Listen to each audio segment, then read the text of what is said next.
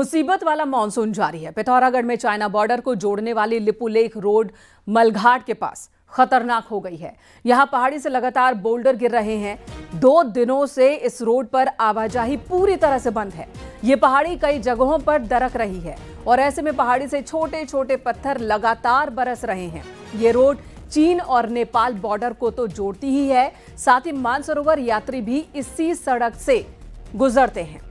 लगातार पत्थर गिरने से बीआरओ को भी रोड खोलने में दिक्कत आ रही है। उनका एक ऑपरेटर बोल्डर की चपेट में आने से जख्मी भी हुआ है।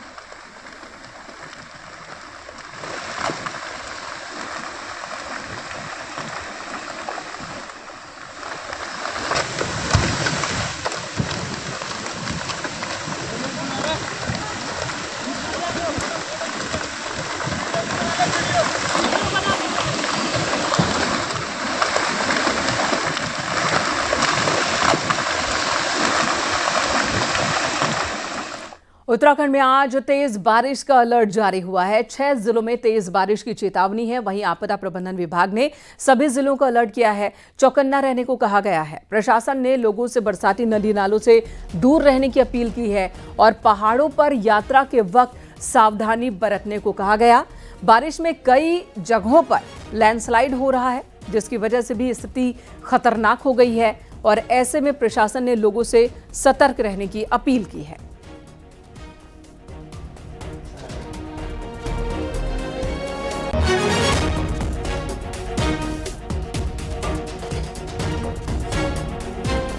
देहरादून से हमारी सहयोगी भारती सकलानी इस वक्त हमारे साथ मौजूद है। रुख देहरादून का कर लेते हैं सीधे। अब भारती, ये बताएं, मौसम साफ साफ देखने को मिल रहा है। कई जगहों पर मौसम की वजह से लोगों को मुसीबत झेलनी पड़ रही है। नदियां उफान पर हैं, लगातार बारिश हो रही है, लैंडस्लाइड का खतरा है। आज के लिए क्या चेतावनी? आज ऑरेंज अलर्ट है 6 जिलों के लिए। देहरादून की बात करूं, लगातार बारिश हो रही है। देर रात से सुबह से भी बारिश का सिलसिला जारी है। अगले 3 दिन इसी तरह का मौसम रहेगा, मौसम विज्ञान केंद्र की तरफ से ये कहा गया है। इसके अलावा पहाड़ों के लिए भी अलर्ट जारी किया गया है। कहीं कहीं पर येलो अलर्ट है, कहीं ऑरेंज अलर्ट है। पहाड़ों में यात्रा करते समय सावधानी बरतने की हिदायतें दी गई हैं मौसम विज्ञान केंद्र की तरफ से और ये कहा गया है कि अभी अगले 24 घंटे तक तेज बारिश कई जिलों में देखने को मिल सकती है, जिसमें देहरादून भी शामिल है। जी, धन्यवाद भारती इस वक्त जानकारी देने के लिए। तो देहरादून में भी लगातार बारिश हो रही है। कई जिलों में तेज बारिश का अलर्ट जारी किया है। प्रशासन को भी अलर्ट पर रखा गया है। इधर चमोली के ऊंचाई वाले इलाकों में लगातार बारिश हो रही है, जिसकी वजह से धौली गंगा का जलस्तर बहुत ज्यादा बढ़ गया है। नदी उफान पर है। आपको दिखाते हैं तस्वीरें कि नदी की रफ्तार भी बहुत ज्यादा है। ये देखिए, नदी हो गई। प्रशासन ने लोगों को अलर्ट किया है। नदी किनारों से दूरी बनाने की अपील की गई है।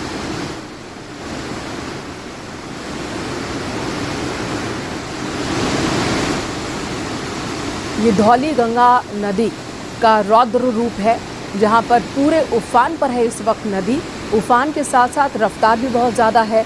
मलबा और बोल्डर को लिए नदी तेज़ रफ्तार से आगे बढ़ रही है। लगातार पहाड़ों पर बारिश की वजह से नदी का जलस्तर बढ़ गया है और बहुत ही खतरनाक इस वक्त नदी का रूप दिख रहा है। और यही वजह है कि आसपास के इलाकों में रहने वाले लोगों को नदी तट से दूर रहने कहा गया है।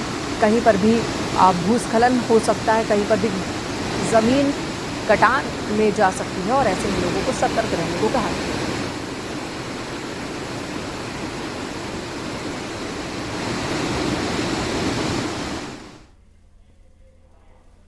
उधर चमोली में भी कुछ जगहों पर सुबह से ही रुक रुक कर बारिश हो रही है, जिससे जनजीवन अस्त व्यस्त हो गया। नदियों का जलस्तर बढ़ने से सबसे ज्यादा दिक्कत हो रही है। बद्रीनाथ धाम में अलकनंदा नदी का जलस्तर बढ़ने से ब्रह्म कपाल गांधी घाट और तप्त कुंड तक अलकनंदा का पानी पहुंच गया। तीर्थयात्रियों को नदी किनारे नहीं जाने के लिए कहा गया है और गश्त बढ़ा दी गई है।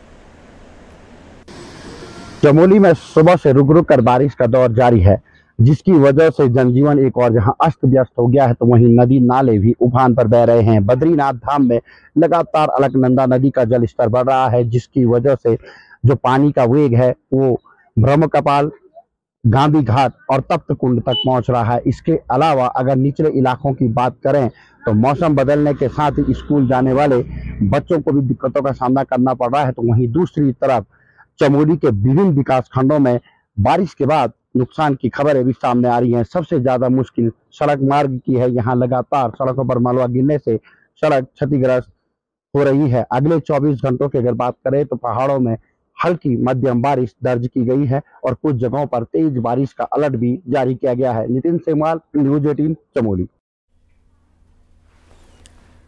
उधर उत्तरकाशी में यमुनोत्री हाईवे सोमवार से बंद है।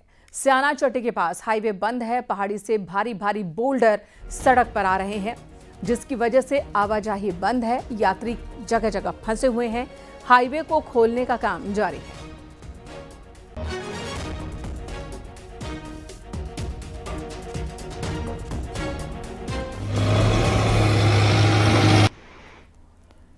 लगातार बारिश चमोली में मुसीबत की वजह बन गई है। बारिश से ग्रामीण इलाकों की सड़कें क्षतिग्रस्त हो गईं।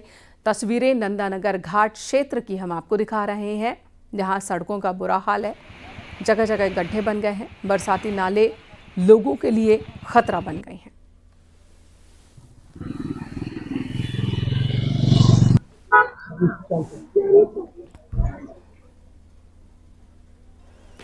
मॉनसून के दौरान सड़कों के साथ साथ पुलों की स्थिति भी जर्जर हो रही है। नैनीताल के वीरभट्टी में बना भारत चीन सीमा को जोड़ने वाला पुल जर्जर हो गया है। पुल की सड़क पर गड्ढे ही गड्ढे हैं। अल्मोड़ा, बागेश्वर, पिथौरागढ़ को जोड़ता है ये पुल और चीन सीमा के लिए इस पुल की अहमियत बहुत ज्यादा है। मानसून में लगातार बारिश हो रही है, लेकिन जर्जर स्थिति सड़कों की बन रही है। नैनीताल जिले का ये पुल है जो भारत और चीन सीमा को जोड़ता है और काफ़ी जो सफ़र है लोग इससे तय करते हैं। अल्मोड़ा, बागेश्वर, पिथौरागढ़ तमाम जो इलाके के लोग हैं हल्द्वानी आना जाना इसी पुल से करते हैं। अब इस पुल की हालत दिखाते हैं हम आपको। ये देख सकते हैं कि जो पुल की हालत है लगातार इसमें लास्ट तक ऐसे ही गड्ढे पड़े हुए हैं। खतरा लगातार बन रहा है। हादसों को दावत इस पुल से दिया जा रहा है। कितने बड़े बड़े गड्ढे देख सकते हैं कि इनमें अब जो है गहरे छेद होने का संकट बन रहा है, क्योंकि जिस तरह से लगातार गाड़ियों का मूवमेंट रहता है, बड़ी गाड़ियां इससे आती हैं। और इस तरफ देख सकते हैं कि जो ये बलिया नाला वाला इलाका है ये इस पुल के लिए भी खतरनाक हो सकता है, क्योंकि जो बलिया नाला का इलाका है इस पर हालांकि सरकार काम करा रही है और ट्रीटमेंट के वर्क हो रहे हैं। उधर पुल को रोकने के लिए दीवारें जरूर लगाई गई हैं, लेकिन इस पुल की अहमियत इतनी ज़्यादा पूरे पहाड़ को लेके है कि जो खतरा है वो आने वाले दिनों में दिख रहा है। जरूरी होगा कि एनएच के अधिकारी जागें और पुल की सुध लें, ताकि जो आने वाला समय है या कभी ऐसी स्थिति बनती है भारत चीन सीमा पर, तो इस पुल से आवागमन आसानी से हो सके। वीरेंद्र बिष्ट, न्यूज 18 नैनीताल।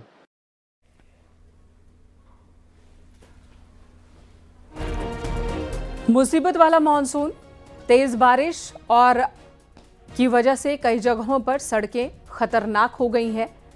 ये पुल आपको दिखा रहे हैं, बहुत ही महत्वपूर्ण ये पुल है।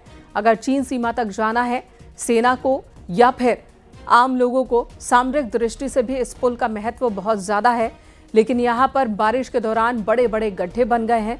हादसों को दावत दे रहे हैं ये गड्ढे।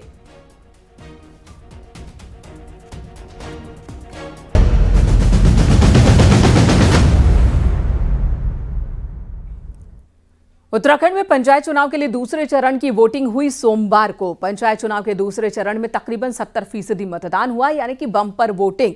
74% महिलाओं ने वोट कास्ट किया है, जबकि पुरुष मतदाताओं की बात की जाए तो 65% पुरुष मतदाताओं ने वोटिंग में हिस्सा लिया है।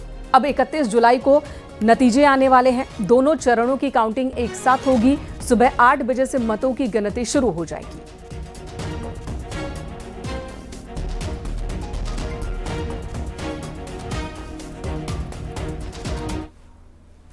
उत्तराखंड में जबरन धर्मांतरण और सनातन के नाम पर ठगी के खिलाफ अब सरकार आर पार की लड़ाई के मूड में है। ऑपरेशन कालनेमी की कमान अब एसआईटी के हाथों में होगी। वहीं छांगुर गैंग के बाद सरकार और भी सख्त हो गई है। सीएम पुष्कर सिंह धामी ने धर्मांतरण कानून को और ज्यादा सख्त किए जाने की बात कही है।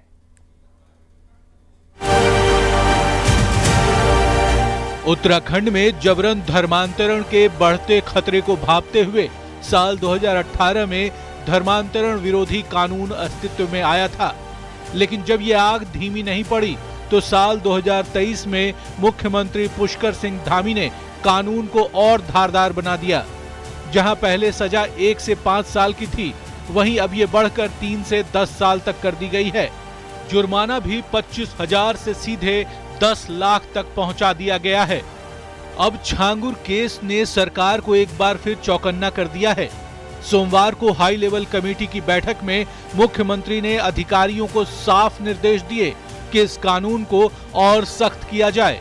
पुलिस रिकॉर्ड देखें तो बीते 5 सालों में जबरन धर्मांतरण के 54 मामले दर्ज किए जा चुके हैं। निश्चित तौर पर जो धर्मांतरण कानून पर सख्ती की आवश्यकता महसूस हो रही है, और जिस तरह आपने उत्तर प्रदेश के अंदर देखा है, झांगुर बाबा का एक बड़ा प्रकरण चल रहा है, और धर्मांतरण के आड़ में जो देश विरोधी गतिविधियां हो रही हैं वो ज़्यादा चिंता का विषय है। तो इसको और गहराई से देखने की आवश्यकता है। इस पे हमको इसके तह तक जाना पड़ेगा। जो मुख्यमंत्री जी ने जो SIT गठित की है, मैं समझता हूँ उसी प्रयोजन से की होगी, तो उसमें भी हम थोड़ा और सख्ती करेंगे, तो इस प्रकार की जो जिस तरह के लोगों की प्रवृत्तियां हैं, इस पर हम रोक लगा पाएंगे। यही नहीं, सनातन धर्म की आड़ में अंधभक्ति और ठगी का जाल बुनने वालों पर भी सरकार ने शिकंजा कस दिया है। ऑपरेशन काल नेमी की निगरानी अब SIT करेगी, जो सीधे पुलिस मुख्यालय से जुड़ी होगी। मुख्यमंत्री ने DGP को इसके लिए निर्देश जारी कर दिए हैं। देखिए, मैं माननीय मुख्यमंत्री जी की इस सराहनीय पहल को मैं माननीय मुख्यमंत्री जी को बधाई देता हूँ कि उन्होंने इस उत्तराखंड को, ये देवभूमि हमारी, हम सनातन धर्मवासी है, तो जाहिर सी बात है, क्योंकि हम ये देवभूमि है तो देवभूमि की रक्षा करना हम सबका कर्तव्य है। और मैं कहता हूँ कि ये और जितना सख्त से सख्त कानून बने, और सख्त कानून बनना बहुत ज़रूरी है। मैं माननीय मुख्यमंत्री जी ने जो ये पहल की है, उसके लिए मैं उनको बधाई देता हूँ। पुलिस मुख्यालय स्तर पर गठित होने वाली ये SIT न सिर्फ ऑपरेशन काल नेमी की निगरानी करेगी, बल्कि धर्मांतरण के मामलों की भी परत दर परत जांच करेगी। साफ है, लव जिहाद, लैंड जिहाद के बाद सरकार अब धर्मांतरण और धार्मिक ठगी के खिलाफ सख्ती बरतने जा रही है। देहरादून से न्यूज़ 18 के लिए सुनील नौप्रभात की रिपोर्ट।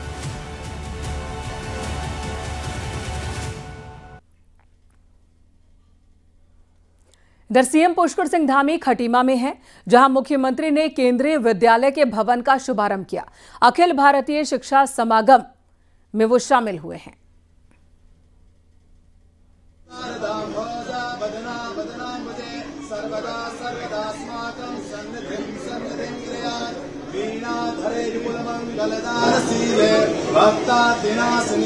हरिद्वार के मनसा देवी मंदिर में रविवार को जो दुर्घटना हुई, उसके बाद सोमवार को सचिवालय में CM योगी धामी ने उच्च स्तरीय बैठक बुलाई, जिसमें मुख्यमंत्री ने मंदिरों में श्रद्धालुओं की बढ़ती संख्या को ध्यान में रखते हुए मनसा देवी मंदिर, नीलकंठ महादेव, धारी देवी, पूर्णागिरि मंदिर, कैंचीधाम, जागेश्वर समेत राज्य के प्रमुख धार्मिक स्थलों के सुनियोजित विकास के लिए आवश्यक दिशा निर्देश दिए।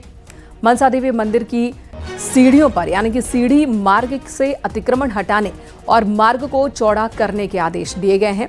मंदिर परिसर की धारण क्षमता बढ़ाने, दुकानों को व्यवस्थित करने के साथ दर्शन व्यवस्था को और ज्यादा सुदृढ़ बनाने की योजना बनाई गई है। सभी प्रमुख धार्मिक स्थलों पर श्रद्धालुओं का पंजीकरण अनिवार्य किया जाएगा। दर्शन की संख्या नियंत्रित हो सके, इसके लिए ये कदम उठाए जा सकेंगे।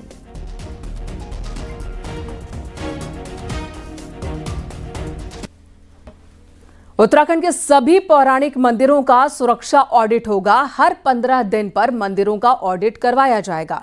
CO रैंक के अधिकारी को इसकी जिम्मेदारी दी गई है। IG गढ़वाल ने सभी जिलों को इसके लिए निर्देश जारी कर दिए। हरिद्वार में मनसा देवी मंदिर में भगदड़ हुई थी, जिसके बाद ये फैसला लिया गया। सुरक्षा के साथ साथ क्राउड मैनेजमेंट पर फोकस होगा। गढ़वाल IG ने सभी जिलों को निर्देश जारी किया। पौराणिक मंदिरों की सुरक्षा व्यवस्था को और ज्यादा मजबूत करने के लिए नियमित जांच के आदेश दिए गए।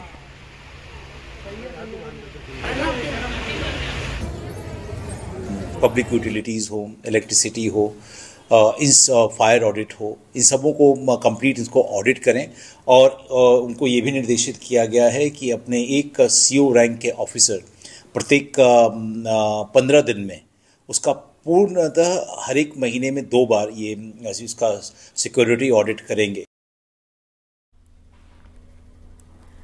रविवार को हरिद्वार में मनसा देवी मंदिर में हादसा हुआ। सीढ़ी वाले रास्ते को प्रशासन ने फिलहाल बंद कर दिया है। दूसरे रास्तों से ही मंदिर पहुंच सकेंगे श्रद्धालु। हालांकि मंदिर के उस हिस्से में पूरी तरह से सन्नाटा है जहां पर भगदड़ हुई थी। मौजूदा सभी दुकानें बंद हैं, साथ ही अस्थायी दुकानें भी हटा दी गई हैं। मंदिर में भगदड़ के हादसे के बाद मंदिर के उस हिस्से में सन्नाटा पसरा हुआ है। जिस जगह पर यह हादसा हुआ था, हम उस जगह पर पहुंचे हुए हैं जो इस जगह का मेन पॉइंट था जहां पर ये भगदड़ का हादसा हुआ था। तस्वीरों में हम आपको दिखा रहे हैं कि किस तरह से अस्त व्यस्त यहाँ पर सभी चीज़ें पड़ी हुई हैं। यहाँ पर अच्छा खासा एक पूरा बाजार लगता है। देख रहे हैं यहाँ पर स्थायी दुकानें कितनी सारी यहाँ पर दुकानें हैं, और उसके अलावा ये जो हिस्सा है मेरे दाहिनी ओर जो हिस्सा है, यहाँ पर भी कई अस्थायी छोटी दुकानें यहाँ पर लगती हैं, और उन्हीं दुकानों के पास ये भगदड़ की स्थिति जो है रविवार के दिन यहाँ पर बनी थी। ये वो सीढ़ी मार्ग है जो बताया जा रहा है मनसा देवी मंदिर जाने के सीढ़ी मार्ग। ये वो सीढ़ी मार्ग है जहाँ से जो लोग हैं, श्रद्धालु हैं, वो सीढ़ियों के जरिए ऊपर आते हैं, और यहीं से थोड़ी आगे जाकर जो मंदिर में जो यात्री हैं वो सभी यात्री प्रवेश करते हैं। और उसके अलावा एक रोपवे मार्ग और एक सड़क मार्ग, कुल 3 मार्ग हैं। एहतियातन प्रशासन की ओर से इस मार्ग को, सीढ़ी मार्ग को फिलहाल बंद कर दिया गया है, इसलिए यहाँ से कोई भी आवाजाही यहाँ पर नहीं हो रही है। आने वाले समय में वन वे व्यवस्था के तहत इस मार्ग को खोला जा सकता है, लेकिन फिलहाल इस मार्ग को पूरी तरह से बंद कर दिया गया है। कैलाश मानसरोवर यात्रा का तीसरा दल लौट आया है। दल में 12 महिलाएं हैं। कुल 50 यात्रियों ने कैलाश पर्वत के दर्शन किए। यात्रा से लौटने के बाद इन यात्रियों में गजब का उत्साह दिखा। अल्मोड़ा से दिल्ली लौटते वक्त यात्रियों ने सरकार और कुमाऊं मंडल विकास निगम की व्यवस्थाओं की जमकर तारीफ की। ग्रुप में टोटल 50 लोग थे, उसमें 12 महिलाएं और 38 पुरुष थे। हमारी यात्रा खूब अच्छी रही, और ख़ास करके मैं जो केबिन की सुविधा के बारे में बोलूँ तो उनका किसी के साथ कंपैरिजन ही नहीं कर सकते, इतनी अच्छी सुविधा थी। बहुत अच्छी यात्रा। KMVN को दिल से धन्यवाद करती हूँ इतनी अच्छी व्यवस्था बनाने के लिए और इतना अच्छा व्यवहार निभाने के लिए दिल से धन्यवाद करती हूँ। पहली बार हमें मौका मिला यात्रा करने का, तो यात्रा करने में बहुत मज़ा आया, बहुत सुकून मिला, बहुत अच्छा लगा। भोलेनाथ जी फिर से बुलाएं एक बार। ओम नमः शिवाय। आज ग्लोबल टाइगर डे है। दुनिया में कम होती बाघों की संख्या को संरक्षित करने के लिए हर साल 29 जुलाई को यह दिन मनाया जाता है। बाघों को संरक्षित करने में कॉर्बेट टाइगर रिजर्व का बड़ा योगदान है। इसी पर आपको ये रिपोर्ट दिखाते हैं।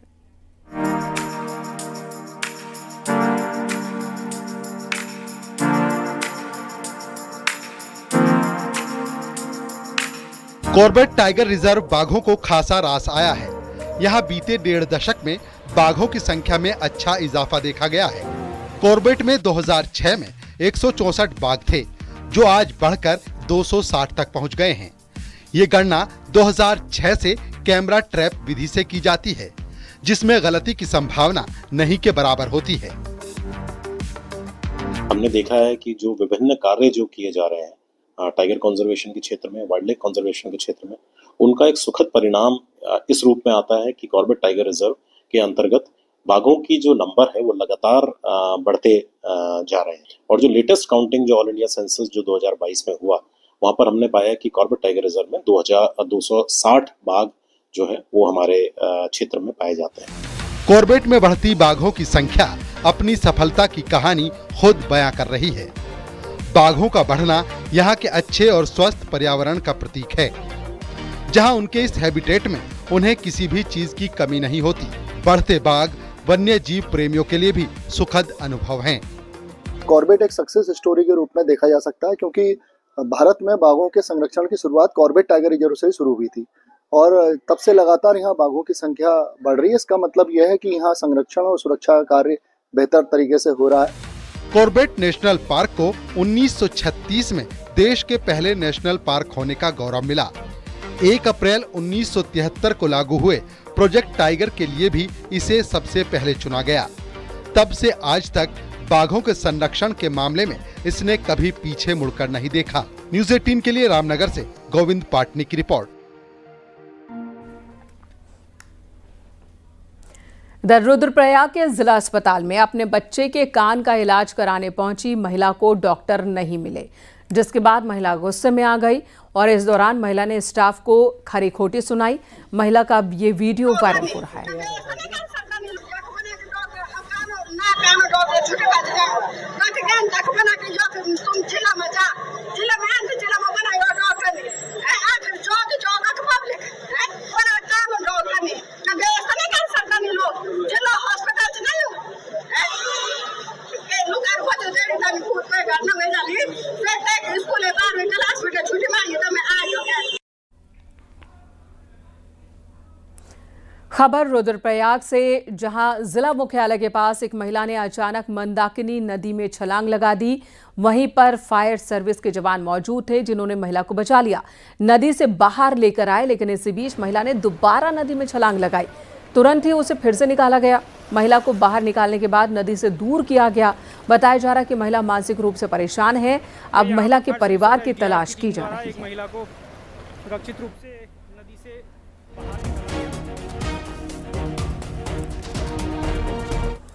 हरिद्वार में हाईटेंशन लाइनों के पास काटी जा रही अवैध कॉलोनियां हादसों का बड़ा कारण बन रही हैं। यहां रानीपुर कोतवाली क्षेत्र के सुमन नगर में करंट से झुलसकर एक मजदूर की मौत हो गई। गढ़मीपुर का ये मामला है। गढ़मीपुर का रहने वाला 25 साल का अफजल सुमन नगर के एक निर्माणाधीन मकान की छत पर काम कर रहा था। इसी दौरान अफजल पास से गुजर रही हाईटेंशन लाइन की चपेट में आ गया और झुलसकर उसकी मौत हो गई। नगर के अंदर गली नंबर 2 के अंदर करंट लगने के कारण जो है मृत्यु हो गई। इसके अंदर जो है पुलिस द्वारा है जो पंचायतनामा की कार्रवाई कर दी गई और जो है शरीर उसको पोस्टमार्टम के लिए भेज दिया गया। देहरादून अपने बेकरी प्रोडक्ट्स के लिए देश भर में जाना जाता है, लेकिन आज हम आपको ऐसी बेकरी में लिए चलते हैं जिसके प्रोडक्ट में रागी बोरांश का इस्तेमाल होता है और इसे चलाने वाले भी बहुत खास हैं। इसे नाम दिया गया है साइलेंट बेकरी।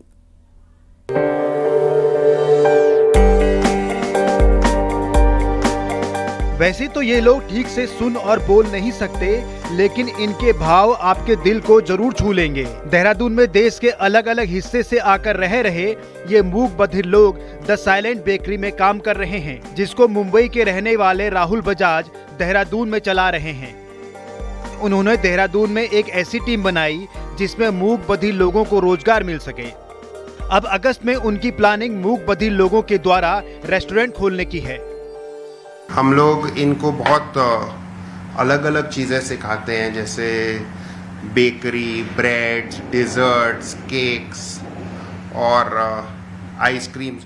उत्तराखंडी बहुत चीज़ें इस्तेमाल करते हैं, लाइक बोरांश, माल्टा, भांग मंजीर के जो बीज होते हैं, which is actually very good, लोग समझते नहीं हैं, एंड काफल, ऐसे चीज़ें। We want Uttarakhand to flourish.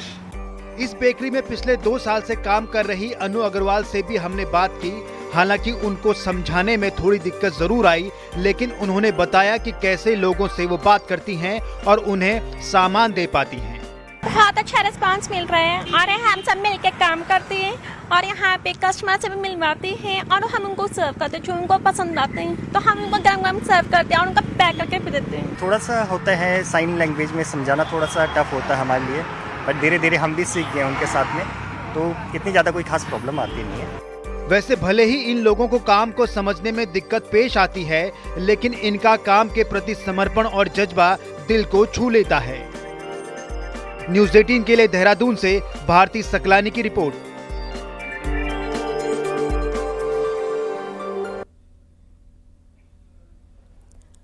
प्रदेश में गुमशुदा महिलाओं और नाबालिग लड़कियों की तलाश के लिए उत्तराखंड पुलिस एक बार फिर से एक्टिव हो गई है। आंकड़े हैरान करने वाले हैं। बीते कुछ सालों में हजारों महिलाएं और लड़कियां लापता हो गई हैं। क्या है ये पूरा मामला, आपको इस रिपोर्ट में दिखाते हैं।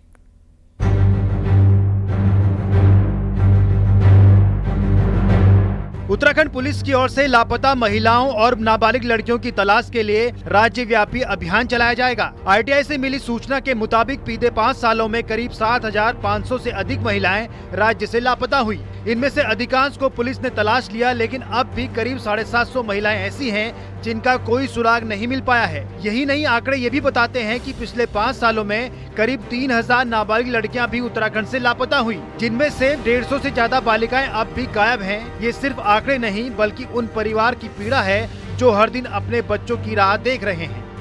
रैकेट भी बहुत सारे चल रहे हैं, सेक्स रैकेट है, छांगुर जैसे रैकेट हैं, और भी कई तरह के हैं। जो विदेशों के नाम पे लड़कियों को और महिलाओं को बहला फुसला लेते हैं कि आपको विदेश में नौकरी दिलाएंगे। लड़की वहाँ विदेश पहुँची या महिला विदेश पहुँची, वहाँ पे उसके पैसे भी खत्म हो गए, वो आने लायक ही नहीं बची। तो ऐसे भी केसेस बहुत सारे होते हैं और हो भी रहे हैं। तो उसमें जिम्मेदारी सभी की बनती है, पुलिस की भी बनती है। जब इतनी सारी महिला लाता है तो पुलिस को भी देखना चाहिए कि आप उसको कहाँ ढूंढ रहे हो कि नहीं ढूंढ रहे हो, और उससे भी ज़्यादा जिम्मेदारी उनके परिवार की बनती है। पुलिस का मानना है कि कई मामलों में नाबालिग लड़कियों को बहला फुसला कर या फिर जबरन गलत मकसद के लिए इस्तेमाल किया जाता है। इसलिए इस अभियान में सिर्फ सर्च नहीं बल्कि रेस्क्यू और साइकोलॉजिकल काउंसलिंग पर भी फोकस होगा। मिसिंग स्क्वाड अलग से कार्य कर रहा है, महिला स्क्वाड इसमें अलग से काम कर रहा है, एंटी ह्यूमन ट्रैफिकिंग इसमें अलग से काम कर रहा है। तो इसमें लगभग बड़ी जो है इसमें जो मिसिंग थी लड़कियां, उसको हमारे स्क्वाड ने ढूंढ निकाला है। और इसमें एक पुलिस मुख्यालय ने एक बड़ा कार्यक्रम जो अभी इसमें लिया था, जिसमें तमाम उनके परिजनों को भी बुलाया था और वो परिजन बेहद खुश थे। उत्तराखंड पुलिस को उन्होंने बधाई दी कि जो है जो 1 साल से कई तो ऐसे थे जो 10 साल बाद भी जो है पुलिस ने उनकी बरामदगी करी है। ये वो आंकड़े हैं जो पुलिस की डायरियों में दर्ज हैं, जबकि कई ऐसी गुमशुदा महिला और बालिकाएं हैं जिनका केस ही रजिस्टर्ड नहीं है। उम्मीद है कि पुलिस का ये विशेष ऑपरेशन सिर्फ आंकड़े नहीं घटाएगा बल्कि टूटे हुए परिवारों को फिर से जोड़ने का काम करेगा। सत्येंद्र बरतवाल, न्यूज़ 18, देहरादून। यहाँ रुकेंगे एक छोटे से ब्रेक के लिए। खबरें ब्रेक के बाद भी जारी है।